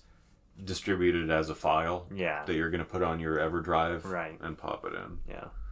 But yeah, so I don't know, how did we get on that topic? Yeah, you asked if someone plays on their Game Boy. I don't even know if they'd show up in these numbers. I doubt, like, these guys are taking that into account. These people, they have their method for, like, you know, we're going to interview 1 out of 1,000 Americans about this. You know, we're going to, you know, put numbers together based on various differences. They didn't actually interview every American. Right. I know they didn't come to me. Yeah, so. They didn't come to me either. Come on, guys. When am I going to get interviewed? Okay, the last statistic we have here is that 86% of Gen Z gamers and 80% of millennial gamers watch esports. So this is easily, I think, the most surprising statistic. Yeah, that seems really high to me. Yeah. Like, I know I do. Like, with some regularity, I'll sit down one weekend and watch, like, a tournament. Like, that'll be, like, the only thing I get done that weekend is just watch a tournament every day. Let's talk about the factors of this. So, I can tell you my experience, I do. But it's usually live stream that I watch. Yeah. I've never even been to an event. And the reason for, like, getting invested, it would be, it's a franchise I love, or there's some promotional reason, and I think I'm seeing more of that these days. That I think is driving up that number. Okay, that's like the one thing I have. That's what I got. Yeah, like why I think that might be so high. Yeah. But what about you? Why do you think it's? Why is that number so high? I mean, like Gen Z, like, I don't know. I guess they are gamers. Yeah. Oh yeah, they are. I mean, they were little kids when Minecraft came out. Yeah. Like, that is like yeah, their intro to gaming, right, you know? Right. And they're definitely a different kind of gamer. Yeah, right? I imagine they are probably less console. They're more... Twitch is probably big for them. YouTube's probably big for them. You know, like streaming and things like that. Like, they probably... They were the kids watching PewDiePie, you know, and stuff like that. I guess that technology is just so like live streamed events, you know. I don't know why, because competitive gaming feels like almost like an older person's interest. Yeah, you're right. Like fighting games, especially. I know they're growing. You know, fighting games kind of had like a, I don't want to call it a dark period, but where they were like minimalized. You know? Like they weren't the cool, interesting thing. You know? Right. In the arcade days, they were. Right. And then they kind of did go through like a phase where it was a niche community that played them. And it was very like grassroots, you know. And then they've sort of been making a comeback in recent years. And in part, I think, thanks to esports. Yeah. Oh, yeah. 100%. Like, we would not have the massive installments that we do today in those franchises. We would not have the latest Street Fighter being all realistic and stuff. That wouldn't exist without esports. Yeah, I think that's right. But another thing, because I tuned into Evo last night, and just on Twitch alone, there were 100,000 people tuned into the stream, and that's just the main channel stream. That doesn't include any co-streamers or people like mirroring the stream. That's a good audience size. Yeah. And another thing too, I don't think those 100,000 people are all fighting game players. No, I think it's a lot of people that look at fighting games and admire it from, you know, a distance. I'm pretty much that person. I don't play a huge amount of fighting games. Smash Brothers is like as much as I really dip my toes into. Yeah. There's an intimidating factor to them, but I think esports is helping kind of like push people to give it a try. Right. Like, hey, we know it looks crazy, we know it looks scary, but you know, give it a shot, because if people don't, then it dies. You know, so it's important to try to make them at least accessible on an introductory level. Right. You know, you're not going to be pro. You know, but I always see people like after Evo, like people online, like, oh, I'm gonna buy a fight stick. Yeah, you know, and you see a lot of modern fighting games. Well, first of all, let me. My first game I've ever owned was a fighting game, and I think that had a huge impact on why I play fighting games. Also, coming up on Genesis as opposed to Nintendo platform, I think had a factor too, because I just think even if there weren't more fighting games, there was, I think, just a more lean in that direction. Yeah, I mean, just even think like Streets of Rage. Not really a fighting game, but still like a brawler beat 'em up, you know? Exactly. So like there was just that lean towards like punching other dudes, you know? Right. And I mean, Nintendo did have like Final Fight and a lot of the Capcom stuff and stuff. But so did Sega. But not Final Fight, but Street Fighter. Yeah. The other point I was going to bring up was that modern fighting games, you really are starting to see features in them that are introductory, like focused, you know, getting new players to. Like, you can do whole combos with single button presses now. Yeah. Yeah. Yeah, and a lot of different modes that allow stuff like that. I know the newest Mortal Kombat has a mode, like a fatality mode, where you can just sit there and perform fatalities instead of doing the complicated... a static opponent. Okay. Yeah, exactly. Because Mortal Kombat, like, you can just defeat someone normally, but if you want to pull off a fatality, there is like a combo you have to do. And even the pros don't get it. Yeah. Like, they don't get the fatality in, and you can see them trying. Right. Yeah, they're tricky. Like, you have to be a certain distance, and you have to do it in the middle of a jump, you know, and it's like a whole button combo. But yeah, what surprises me the most, I am surprised by these numbers, but I think the point that I would expect to see is a bigger difference than just 6% between Millennial and Gen Z. I think Gen Z was born at a time where they would probably come up with esports more. Yeah. You know, grow up having esports in their lives and live streaming in general in their lives than millennials. Yeah. We were born at a time when the Super Nintendo was out. Right. You know, most of the competitors in esports right now though are millennials. Yeah, that's true. Yeah. Yeah. But it's kind of weird. But those are millennials that did grow up with fighting games. True. Yeah, people like you and me right. who had, you know, came across those games when we were young, especially like yourself. Right. Yeah, and I just think you know, like Gen Z, they were given an iPad when they were 5 years old, you know. Like they're just used to watching things in like a digital kind of capacity. So I just think they're more likely to be on Twitch. They're more likely to see a stream, you know, they're more likely to get interested. And there's just so much. Esports is broadened beyond just fighting games now. Yeah. Oh yeah. You have things like Games Done Quick, where like speedrunners are competing for like you know, new top scores, which is, I don't know if I know game jams are live streamed, but I don't know if that counts in like the esports kind of thing. But you know, sure. I mean, it's they can be a competition, you know, in a way. Esports, yeah, it's very broad. Yeah. You know, what qualifies as an esport. Right. You know? Right. I feel like they made a mistake calling it esports, but yeah. I guess it is the easiest way to just make someone understand what it is. You know? So it probably is the right move to call it an esport. I just feel like millennials would be less interested in watching someone else play than a Gen Z member. Yeah. Because like you pointed out, Gen Z had iPads in their hands when they were toddlers. We didn't. Yeah. You know, and I don't know. Fighting games are one thing because it is a spectacle, but other stuff, you know, maybe not as much, like racing games.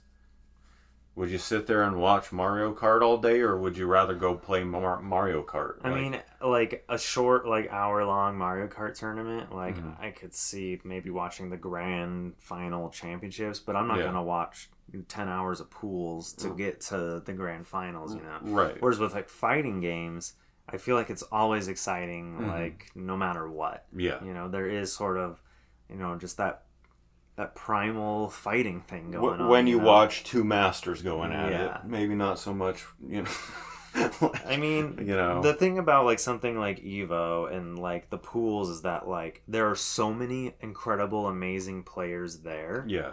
Like there are so many masters there. Yeah. But there's only one top 6, the grand finals, you know. So you are going to see amazing, incredible players get eliminated early. Yeah. And it's like, even things that aren't broadcast on stream, like being there in person, like you have really good players playing off stream, and like people are getting eliminated that like people were like hoping maybe would take the whole tournament, you know? Yeah, right. And it's crazy just because like this one little group around this TV, and there's like 400 people trying to like all watch off the little TV screen, you know? And you just hear people erupting, you know, like when crazy stuff happens. When it gets down, like especially in the final rounds, when it gets down to like the red, like, you know, game set match point, you know, like it's like sudden death.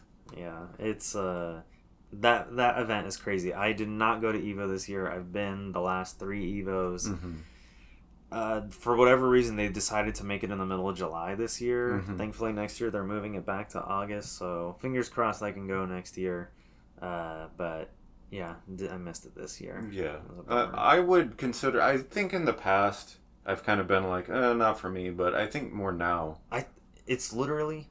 It's because it's not just a tournament anymore. It's become a fighting game convention. Yeah. Like, it is a convention, 100% catered around fighting games. Why am I not there? Yeah. You're right. And, like last year, I met Ed Boon.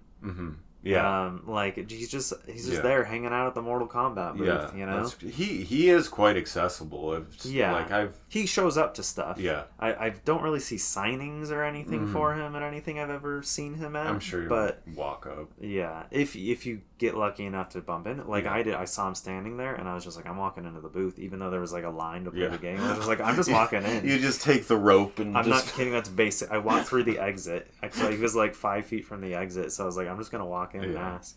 Gotcha. But yeah, and they've really made it like there's official signings, there's like giveaways, there's like exclusive merchandise, there's like an artist alley that's catered just to like fighting game stuff. Dang.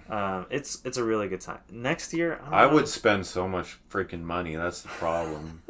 Like do that just because there's so many fighting franchises that are like near and dear to me. That like even if I'm not good at it, I'm the best. The fighting franchise I'm best at playing is Tekken. Yeah. It's always been that way. Okay. But my favorites are Soul Calibur, Mortal Kombat. I love Street Fighter. I'd say I'm bad at Street Fighter. Okay. The button schemes and the way you have to roll. Okay. Like you roll to do like specials and stuff. Yeah. Rather than like down left. But you know, the ones I'm best at don't necessarily match what I love the most. Right. You know. I know you're a huge Mortal Kombat fan, so it's interesting to hear you say that you're not like. I'm average at Mortal Kombat. If you I would never play online. I feel like it's one of the more fierce online ecosystems among modern fighting franchises. Because you just watch Mortal Kombat YouTubers and you can see like how serious they take it. Whereas other fighting franchises, I don't think it's that, like intense. They literally, like those people that take it seriously, they are grinding all year long to go to Evo just to go 0-2 and get eliminated. And I know I'm never going to do that. Yeah. Like, I know that I'm never going to... But let me tell you, as a spectator alone, even if you're not there to play, like, there's still so much to do and partake in and watch and just enjoy while you're there. And it really is, it's like a love fest for fighting games. Yeah. Like, it's just 100%. Everyone is having a great time. Yeah, that sounds like something I belong at. And it's not like, it's big and it's busy, but it's not like you can't enjoy yourself because it's so crowded. You know, like the lines are all reasonable. We haven't gotten there yet. Yeah, I mean it's growing, but like not like there is still time to enjoy it before it gets like to disgusting levels. Yeah, right. Like attendance was at like 10K this year, which is not that much. That's not bad. Yeah, it's bigger than it's been in recent years, but that's not even including Smash because Nintendo doesn't partake in Evo any longer ever since Sony purchased Evo. Yeah, that's right. Or is a co-owner in Evo. And then they came out with the weird Smash Brothers rules that made no sense. Yeah, so when Nintendo does events, it's like the opposite of what like the competitive side of Smash. It's like they're trying to take competitiveness out of fighting games. It's kind of how that just feels. Introducing more randomness. Yeah. Which, I mean, I respect people, you want to play with the items and stuff. That is the original intent of Smash Brothers. Yeah. Especially considering Melee as a title. Right.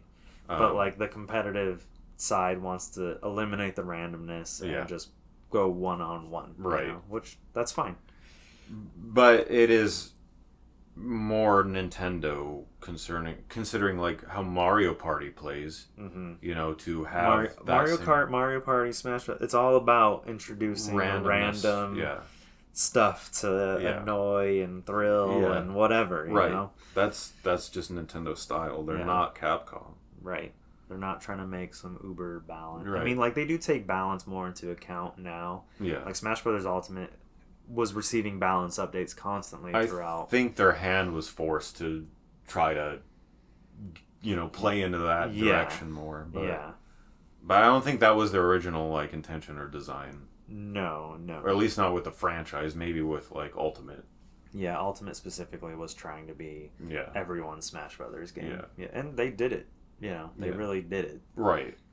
Makes sense. And transmission.